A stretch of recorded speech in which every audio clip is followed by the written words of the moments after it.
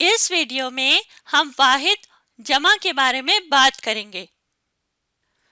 वाहिद कहते हैं एक को या अकेले को, यानी एक चीज हो या किसी एक शख्स के बारे में बात कर रहे हो तो हम कहते हैं कि ये वाहिद है, एक है, अकेला है। और जमा इसका मुतजाद है, इसका उल्ट है, यानी दो या दो से ज्यादा चीजों के बारे में जब बात हो रही हो, दो या दो से ज्यादा लोगों के बारे में बात हो रही हो, तो हम कहते हैं कि ये जमा के बारे में बात हो रही है। वाहिद एक, अकेला, और जमा दो या दो से ज्यादा। जैसे मैं कहती हूँ किताब, कुर्सी, तोता। अब ये एक एक चीज के बारे में बात हो रही है, एक किताब, एक कुर्सी, एक तोता, तो ये वाहिद है। वाहिद एक या अकेला को कहते हैं। अगर हम इन्हीं अल्फाज की जमा बनाने की कोशिश करें, दो या दो से ज्यादा चीजें बनाने की कोशिश करें, तो क्या हम कहेंगे? किताब की जमा होती है किताबें या कुतुब। जब दो किताबों के बारे में या ज्यादा किताबों के बारे में बात हो रही होगी तो हम कहेंगे कि ये किताबें हैं या ये कुतुब है। इसी तरह कुर्सी एक चीज है, एक कुर्सी। और जब एक से ज्यादा कुर्सियां होंगी, दो कुर्सियां या दो से ज्यादा कुर्सियां होंगी, तो फिर कुर्सियां हो जाएगा, कुर्सी नहीं कहेंगे, फिर हम कुर्सियां का लफ्ज इस्तेमाल करेंगे।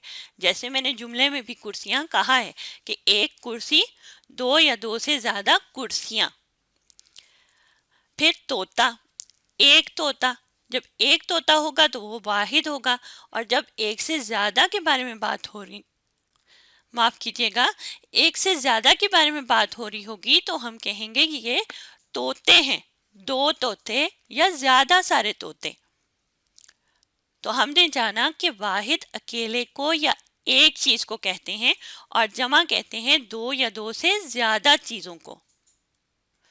तो यहाँ पे किसी चीज के नाम के बारे में बात हो रही है, किताब चीज है, तोता एक जानवर है। इसी तरह जगहों के बारे में भी हम कहते हैं, जैसे बाग एक जगह है, वो वाहिद है। और जब ज्यादातर बाग के बारे में बात हो रही होगी तो बागात कहेंगे, जो जमा बन जाएगी। तो ये सारे इस्म होते हैं। और इस्म की इकसाम तादाद के लिहाज से हम दो इकसाम इसकी कहते हैं, वाहिद और जमा। यानी वाहिद और जमा को हम इस्म की इकसाम कहते हैं तादाद के लिहाज से, एक या दो से ज्यादा। अब हम देख लेते हैं कि वाहिद से जब जमा बनाना हो, किसी भी लफ्ज को, वाहिद को जमा बनाना हो, तो उसके लिए कौन से कायदे या कौन से असूलों का ख्याल रखना होता है।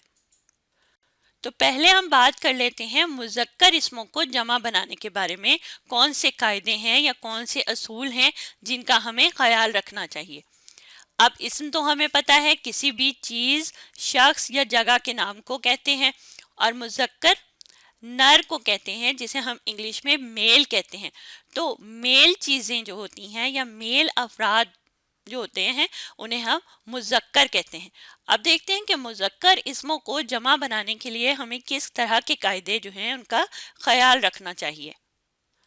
तो सबसे पहले तो जो कायदा है वो यह है कि जब भी किसी इस्म के आखिर में अलिफ आ जाए या हे आ जाए तो उसकी जगह पे अलिफ को या हे को हटाकर उसकी जगह पे बड़ी ये लगा देते हैं, तो वो वाहिद से जमा बन जाता है।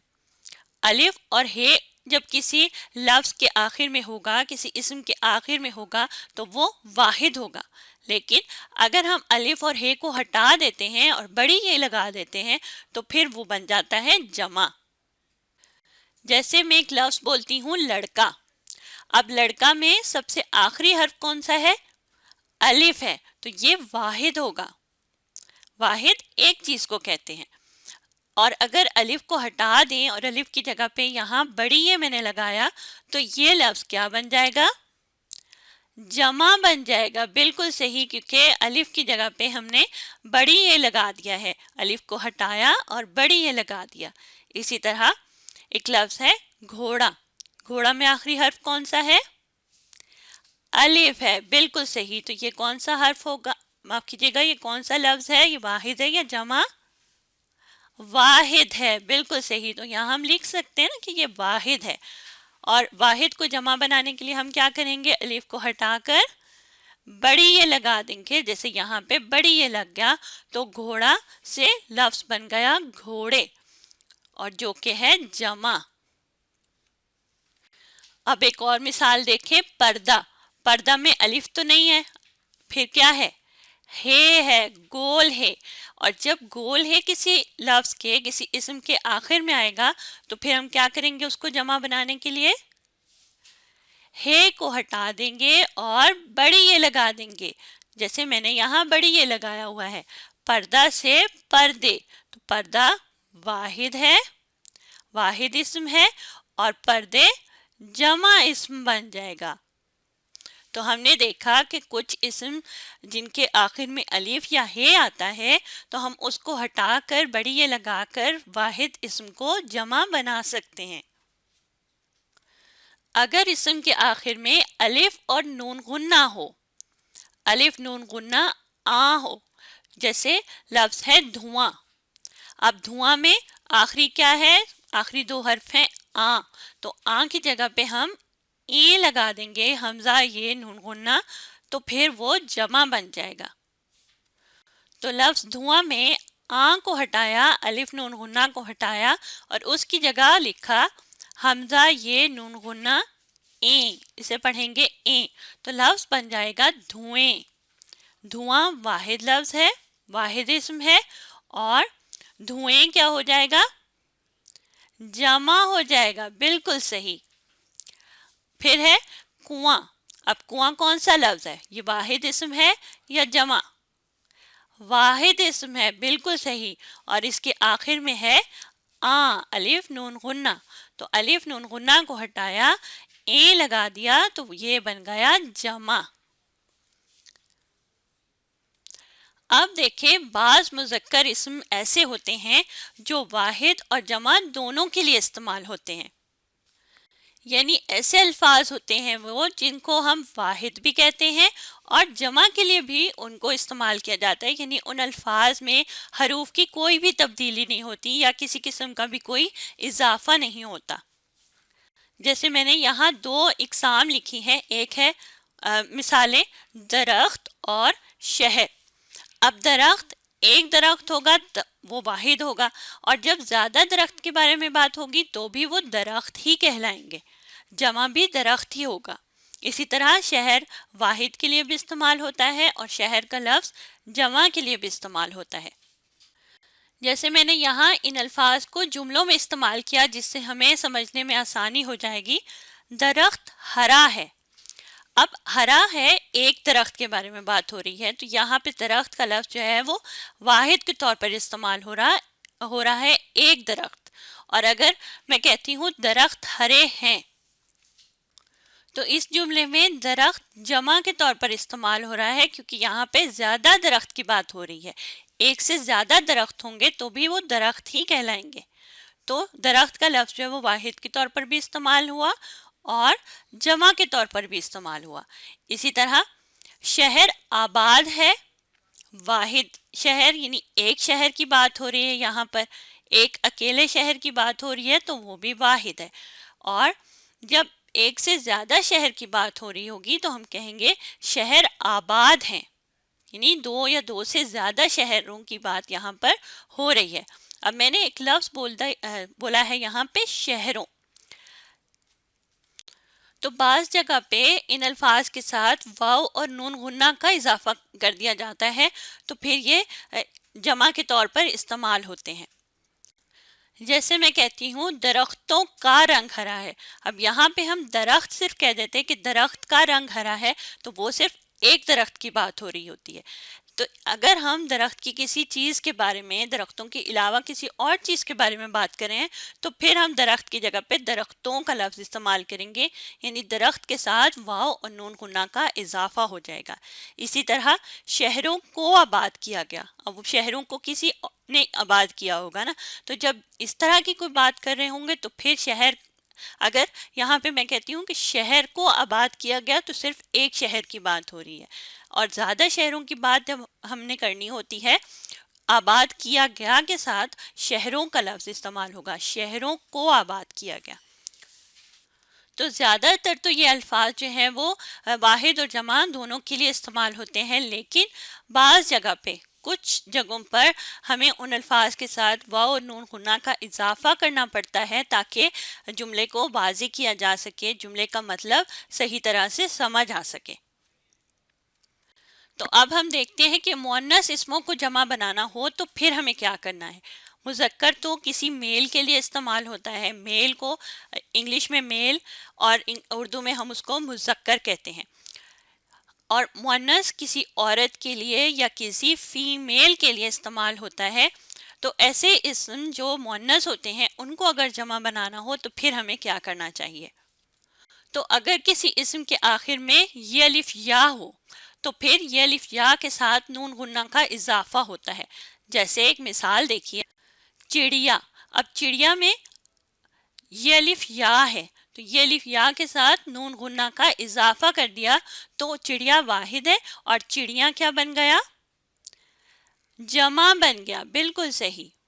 تو چلیں ہم یہاں لکھ بھی دیتے ہیں کہ چڑیا واحد ہے، اور جب اسے جمع بنایا گیا تو چڑیا کے ساتھ نون غنہ کا اضافہ ہوا تو یہ جمع بن گیا۔ اسی طرح لفظ گڑیا، گڑیا میں بھی یہ الف یا ہے تو یہ واحد ہوگا، یہ واحد اسم ہے، اور جب واحد اسم کو ہم نے جمع بنانا ہو تو پھر ہم کیا کریں گے؟